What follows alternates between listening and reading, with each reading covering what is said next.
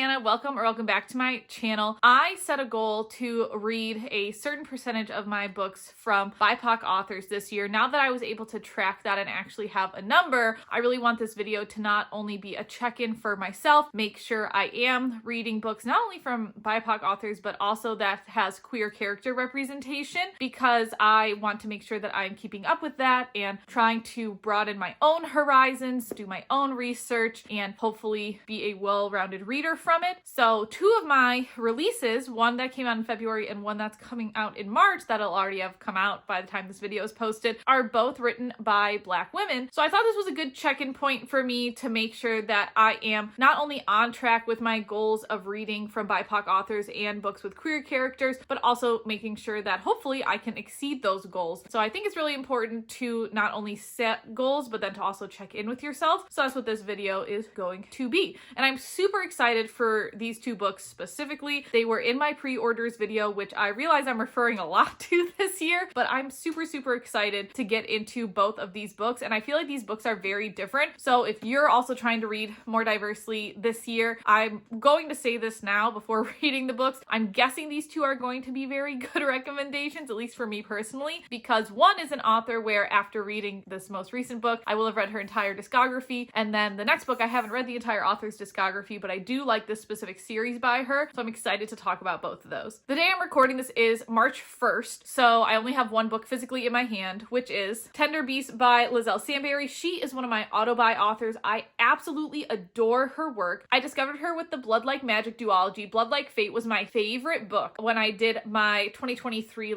March Madness book bracket, and I absolutely adored that duology. She came out with Delicious Monsters. It was a 4.5 out of 5 stars for me, and now we have Tender Beast. I'm gonna be so honest with you, I don't know what this book is fully about. When I saw Lizelle was releasing a new book, I said, yep, I'm going to buy it. So let's see exactly what this is about. Let's read some of the description together so that maybe you'll be interested to read it with me along in this video, but let's dive into Tender Beasts.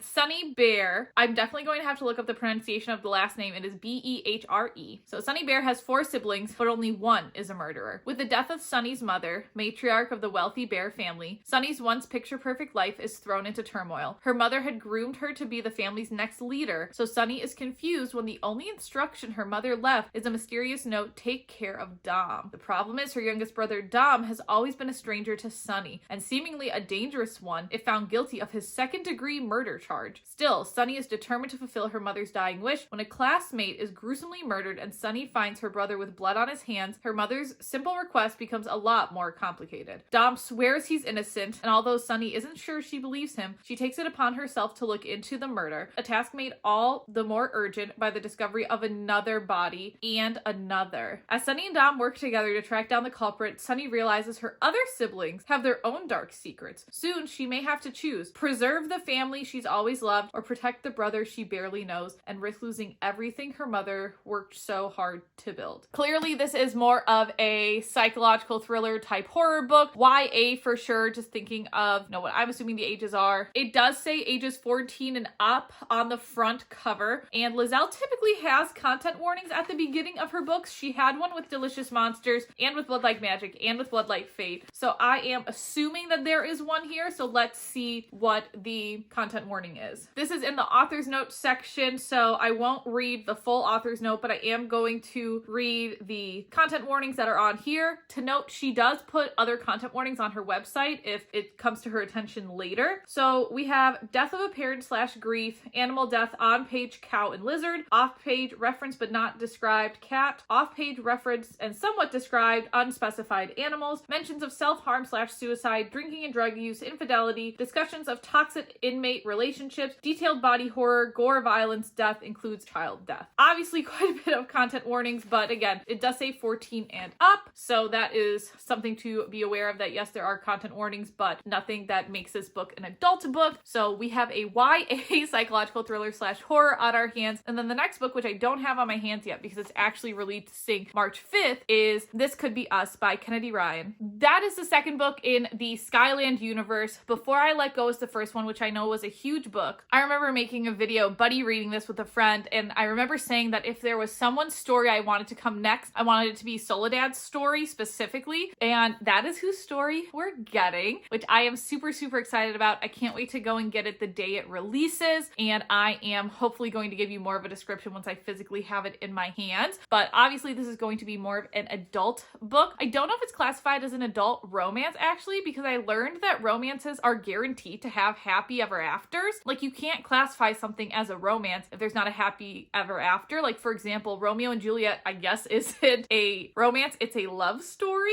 So that's interesting. I recently learned that. This book just says women's fiction, so I'm assuming it's going to stay in the women's fiction genre. But again, I feel like this women's fiction book, and I'll put a photo at least of the cover here, I feel like this women's fiction book is obviously going to be very different than the Lizelle Samberry book that I have in hand, but I'm excited to get to both of those, and then I want to check in on my diversity reading goals. Again, I think it's important to set goals and be sure you check in with yourself. So that is what I'm doing about 2 months into the year, which I think is a good time to just check in, because I know I have a lot of pre-orders coming up in the summer months, and I believe my pre-orders will fit into some of the diversity goals that I have set. But if I need to add more to my pre-orders list, or if I need to look for more recommendations, I want to make sure I am consciously doing that. So now I've been so excited to get into Tender Beast, so let's start reading that.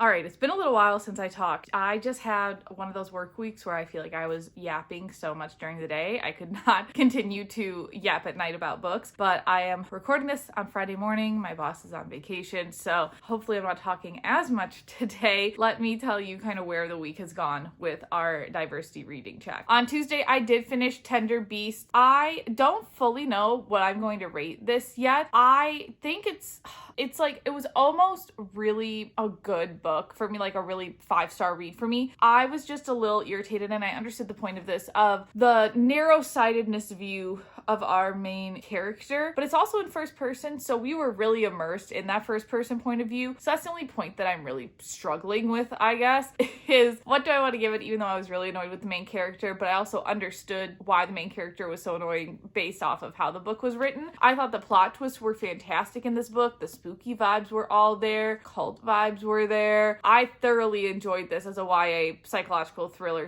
/ horror, so I would definitely recommend this. I just don't fully know what I'm going to rate it yet, because again, you're stuck in the narrow view of Sunny, and you get like little glimpses into other points of view, but not really. And so I would have so many questions, and Sunny just like would not answer them. But I think her growth in this book was really fantastic. And yeah, I could have never guessed the ending of this book. So definitely would recommend, but I would also recommend any of Lizelle Samberry's books. And then look at, it's not a photo anymore, it's in my hands. This is This Could Be Us by Kennedy Ryan. So let me read you what the description of this book is about. This is the second book in the Skyland universe, so if you haven't read Before I Let Go, I don't think there's going to be any types of spoilers. They seem like the interconnected standalones, similar to the vein of like Jasmine Guillory, where you see characters from before. And if you read the book, you'll get some type of like minor spoilers if you know what to look for, but it really focuses on Soledad's story. So it says, she's a woman who wants more and knows she deserves it. Soledad Barnes has her life all planned out because of course she does. She plans everything, she fixes everything. She's never met a party she couldn't host or a charge she couldn't lead. But none of her varied talents help when the life she built with the man who was supposed to be her forever goes poof in a cloud of betrayal and disillusion. There's no time to grieve. She's too busy keeping a roof over her daughter's head and food on the table. And in the process of saving them all, Soledad rediscovers herself. From the ashes of a life burned to the ground, something bold and new can rise. But when Judah Cross, brilliant single dad, an absolute last man she should want, but can't seem to resist, enters the picture, can she trust him? Can she trust herself? After all she's lost and found, is she brave enough to take a risk for what could be? Now, this is told in two perspectives. You get Judah's and Soledad's, but it's really mainly Soledad's perspective. And I feel like the stakes in this book are so much higher so far. And a perspective that you get in this book is the parent of somebody with a child who has autism or is autistic. Kennedy Ryan has a whole foreword with her author's note here and here that talks about her experience with her child. She says the term her child that is autistic. So that's what I'm going to kind of follow. She mentions that there's a lot of debate about this, along with using using level 1 or level 3, which she just uses for the diagnoses of the children in the book. So I think that this is also a very interesting intersectional perspective of looking at these young Black men in this book who also have disabilities. And that is something that is really prevalent in Judah's perspective that I thought was, not even something that I would really even be learning about. So I feel like that's one of the reasons I really love Kennedy's books, is because she teaches me something in every book. And before I let go, it's so focused on the world of divorce and coming back together. This book has quite a bit of focus, not only like on some big like federal crimes, but also then on, the children who are autistic. So I think that that's why I really appreciate her writing, and I'm so drawn to her writing. And I am so lucky to be reading this book. I'm hopeful I can finish it before this video ends. And then I don't have my laptop with me to check the percentages for my diversity read books, but I am realizing that I actually listened to an audiobook during this video, and I'm listening to another audiobook during this video that are both by the same author, who is a BIPOC woman. And I also happen to be physically reading her book. So I just finished listening to We Hunt the Flame by Hafsa Faisal, and I'm giving that, it's going to be between a 3.5 and a 4. Now, I did listen to it. It is a fantasy, little bit higher fantasy audiobook, and sometimes I can't picture how the words are spelled. So I actually looked up the guide to terminology for We Hunt the Flame, and I looked up a map. So that's why I think the physical book I would have rated higher, but just with the audiobook, sometimes I struggle with that, simply because with any book, really, I mean, if there are words that I'm not familiar with in a book, I can see exactly how they're spelled and look them up, but when I hear them, I don't know how they're spelled. I try my best. So I'm really happy that We Hunt the Flame has a guide for the terminology. It is part of a duology. So the second audiobook that I'm listening to is We Free the Stars. Now, the only reason that I am not as excited for We Free the Stars is that there are 2 male perspectives in this book, but it's the same male audiobook narrator, and he does not distinguish his voice. So it's making it a little bit harder to follow along with for me, which is not good because it's an 18-hour audiobook and We Hunt the Flame was 15. But I am interested in the story. I feel like I know where the story is going. There is a lot of like drawn out, I feel like, writing, that kind of like beautiful lyrical writing that people love, that I'm unfortunately not a big fan of. But I feel like with We Hunt the Flame, going back to the first one, I loved the story. So we are following Zafara, who in a world where men dominate, she is known as the hunter in her village, which everyone thinks she's a man. And she, for whatever reason, can enter this mythical forest and come back with game and not get lost in the forest. And so she is sought out by the Sultan to go on a quest to find the Jara'at, which is a book that is supposedly going to bring magic back. Now, she's not the only one looking for this book. You also follow Nasir, who is a Hashashin, so an assassin, but they call them Hashashins in the audiobook. And he is also tasked with then trying to get to the hunter and find this book, and he has some other tasks along the way too. So it's their 2 perspectives on this quest. It was slower paced in the beginning, I think, to really immerse us in the world, but it was just extremely slow paced for me in the beginning, and that's another reason why I think it might like lose a half star, is just for the slower pacing. And with the audiobook, sometimes I just wasn't fully in it, or it was a little bit harder. I definitely think that I want to try maybe one day rereading the duology physically, because with The Tempest of Tea, I'm thoroughly enjoying it, and it is a physical book in my hands. So I'm 10 chapters and I'm buddy reading this with somebody, so I probably won't finish it during this video, but let me read you what the description of this one is. So we have, why save the world when you can have tea? On the streets of White Warring, Arthi Casimir is a criminal mastermind and collector of secrets. Her prestigious tea room transforms into an illegal bloodhouse by night, catering to the vampires feared by society. But when her establishment is threatened, Arthi is forced to strike an unlikely deal with an alluring adversary to save it, and she can't do the job alone. Calling on some of the city's most skilled outcasts, Arthi hatches a plan to infiltrate the sinister, glittering vampire society known as the Ethereum. But not everyone in her ragtag crew is on her side, and as the truth behind the heist unfolds, Arthi finds herself in the midst of a conspiracy that will threaten the world as she knows it. This actually takes place in the same world as We Hunt the Flame. You can look at the maps and compare where the world is. They feel very different, so I'm just curious of the timeline overall. It makes me curious for where We Free the Stars is going to land. But so that's 3, again, additional books by a BIPOC author that I am also reading. And I didn't even, and this is my problem, and I need to be more more engaged with the authors is, you know, if I'm trying to be intentional about meeting this goal, I have to be intentional about the authors I pick. And I started this video thinking I was just reading 2 books by BIPOC women, but it turns out I'm reading 3, and technically I'm actually reading 4. Our book club book is A Very Large Expanse of Sea by Tahira Mafi, and I need to finish this book before March 25th/26th because that's when we are meeting, so I'm probably going to pick it up during this video to read. I am already a quarter?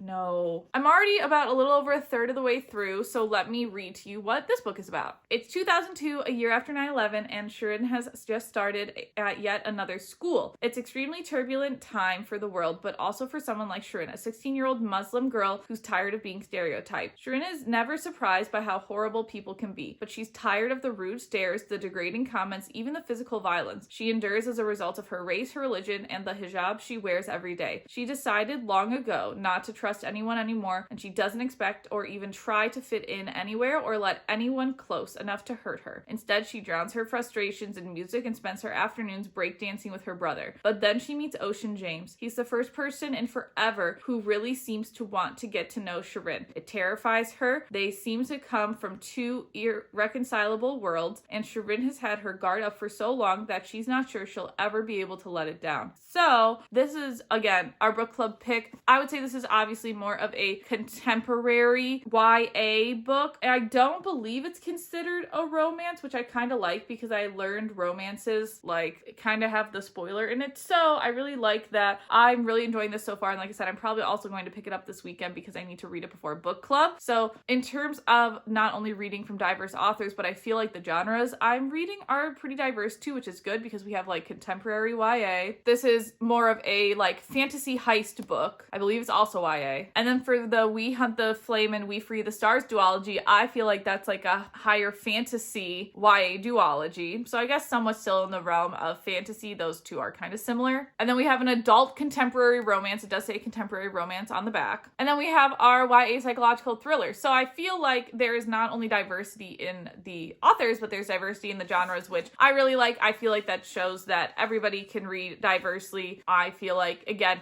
there's just some intentionality that you need to put behind it. Clearly, I did not have the intentionality with half of the books I'm suddenly talking about in this video that I'll definitely wrap up, but I think it goes to show that there are options out there if you're looking, because I wasn't even looking, and now I've listened to 1 audiobook, read 1 book, I have another audiobook, and then there's 3 more books. So essentially 6 of my books this month could be from BIPOC authors, which for me, who averages, I would say between like 12 and 14 books a month, I feel like that's a really good percentage for me. And that's without even thinking of like the other audiobooks I'm going to get this month, or if I do pick up Foul Heart Huntsman by Chloe Gong, that would be another book by a BIPOC author. So I feel really proud of that. So we're going to get into the workday, probably going to listen to some of We Free the Stars, and then also hopefully read a lot of these books and be able to at least finish This Could Be Us by Kennedy Ryan like I wanted to at the beginning of this video, but I'm definitely going to give you more insight into the other 2 books as I continue to read them. All right, it is time for the final check-in and really seeing where I am with my different reading goals this year, specifically looking at BIPOC authors and queer characters in books. These are all the books that I have been reading to try to fit that goal, and I know I had only started with 2, but I'm so happy to have an additional 2, and then my 2 audiobooks that I've happened to listen to during this readathon also fall into this category, so it's going to be exciting to wrap up all of those. For audiobooks, I did finish We Hunt the Flame by Hafsa Faisal. Kind of already talked about that one in a prior clip. I am, I think, a third of the way through We Free the Stars now, maybe a little further, so that's what I mainly plan to listen to this week. Because it's such a long audiobook, I have to intentionally listen to certain hours a day, which really hopeful to meet those certain hours a day, but we'll see how it goes. Just, it's a book that I really need to pay more attention to, especially because in this book there's more perspectives, but the narrator's voices don't really change, so I have to really pay attention for who's talking when, which is fine. I don't know if this is necessarily going to be like my favorite fantasy duology ever, just because the first book, it just did feel a bit slower and I was a little confused, but we'll see how We Free the Stars ends up going. Tender Beast I finished and I already talked about, but I am just really proud to have finished this. And then the third physical book that I finished for March, which I feel like is pretty quick, is This Could Be Us by Kennedy Ryan. I really do think this is a 5 out of 5 star book for me. I loved Before I Let Go. I really like This Could Be Us. I think I like This Could Be Us more than Before I Let Go. I feel like I read this fairly quickly. There was so many conversations about what like self-partnering meant and raising children in this world, and obviously the characteristics of Black boys growing up, specifically looking at the autistic representation in this book too. So I feel like there's a lot jam-packed into this book that I feel like I learned along the way, which I greatly appreciated. I feel like the characters were also very consistent. You have the characters that you love and the characters you absolutely hate. So I definitely would recommend this one if you are more of an adult romance reader trying to diversify your reading. I feel like this is a great book to start. And then for the physical books I'm in the middle of, we have A Tempest of Tea. Look at, we're almost done, which is crazy because the person buddy reading this with me, we were like, yeah, let's do 10 chapters at a time. And obviously we still have like 17 chapters left, I think, but that means the other 40 some chapters were here. So it was a little unevenly spaced, but that's obviously fine. We're both enjoying it. However, we both will say that the pacing is slower, which is the same kind of critique that I had for We Hunt the Flame, of the beginning of these books being slower. And I don't know if Hafsa could get away with a like full 700-page book to really just have the story all in one. I'm not 100% sure about that, but these definitely feel like they're made to be two books. I can see how plot holes are going to be left open in this to be answered in the second book. Again, nothing bad, I don't think. I think just the pacing of it, and I don't know if it's because I don't read a lot of duologies and I'm not as familiar with pacing, so I haven't read that many realistically. A lot of the books I thought were duologies were series, so I feel like that's something to keep in mind too. But I am definitely enjoying this and I can't wait to finish it, and then I know I'm going to be mad when I finish it because I'm going to want the second book in my hand like right away. And then A Very Large Expanse of Sea. As you can see, there is not that much left. This was a pretty quick read and I am really excited to talk to this about, folks. Now this book also has queer representation, but it came out of like an interesting conversation that kind of threw me off because the main character asked another character like, hey, if you're 80% gay, doesn't that make you bisexual? And I was like, oh, I must have forgotten it was mentioned earlier in the book where this person said they were 80% gay. I'm not 100% sure. Now I have read this book pretty slowly over the course of a few weeks because it is our book club book, so I read it at different intervals, but I was a little thrown, I'm not gonna lie. But I thought that was,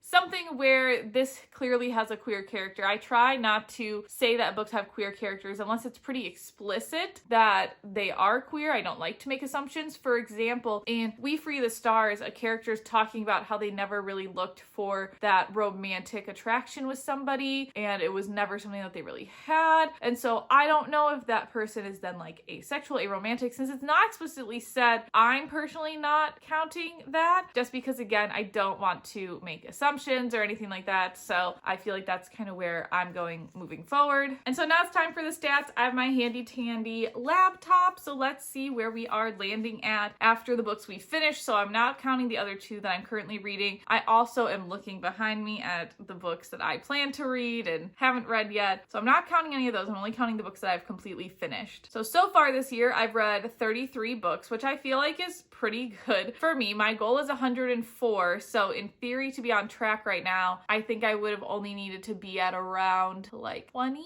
I think maybe 24, so definitely ahead of my goal. And then my goal for this year coming in is I wanted to have 40% of my books by BIPOC authors, and I'm at 36%. So obviously not terrible, but I do want to keep this in mind when picking up books in the future and trying to diversify my reading. The best way that I diversify my reading, clearly I have a lot of books on my shelves, but one of the ways that I try to diversify it is specifically with my library holds through Libby. I feel like that's one of the best ways to diversify your reading, is also supporting your local library. So that's something that I try to keep in mind, just because I do have a book buying credit system. I can't just go out and buy every single book. I would love to own like all of Jasmine Guillory's discography. I would love to physically own all of Christina Forrest's discography, but because I am not there financially, the best way to diversify is then being intentional with my library app, which in my head is responsible for half of my reading goal because I want to listen to an audiobook every week. So it's something where I know I can work towards it. And then in terms of queer characters, I'm at about 33% with queer characters, and my goal this year was to be at 50. So that is something where I definitely have to be more intentional with the books that I pick. Now, for example, once I finish this book, this will be a book that not only has a BIPOC author, but it has queer representation. So the stats will go up maybe a little bit, but realistically not that much. So I really have to look on Libby, set my TBR with books that are going to help me reach my goal. And obviously that I'm going to enjoy reading, because not only do I want to uplift stories with queer characters, but I want to be genuine about it too and find stories that I do enjoy. And there are plenty of stories with queer characters that I have enjoyed. Sweet and Bitter Magic, Never Ever Getting Back Together, Becoming a Queen, Felix Ever After, to name a few. So I feel like there is a world out there that I just need to pay more attention to and be more intentional about. And there's always things that you can be more intentional about. So you just gotta know. You don't know what you don't know. And I wasn't really looking at the statistics midway through the year. I just said, okay, let me read during the year, see what I can come up with, and then set realistic goals. Because for me, I don't feel like I can 100% get anywhere in like a year when I was at 40% the year before. So I gotta work my way up, you know? And so I'm hopeful to get better and better and better with my goal each year. So let me know some books I should put on my TBR that have either BIPOC authors or queer characters in them. I would be super grateful to have a list on here. And I am looking forward to continuing to talk about books this year, getting to meet more authors, having more readathons. So I hope you stick around, and maybe we'll do another check-in come May or June, maybe after June, since there's a lot of new books coming out that month, about where I am with this goal. And hopefully this has you reflect on your reading goals, and you can also set them really intentionally and then hopefully make them this year.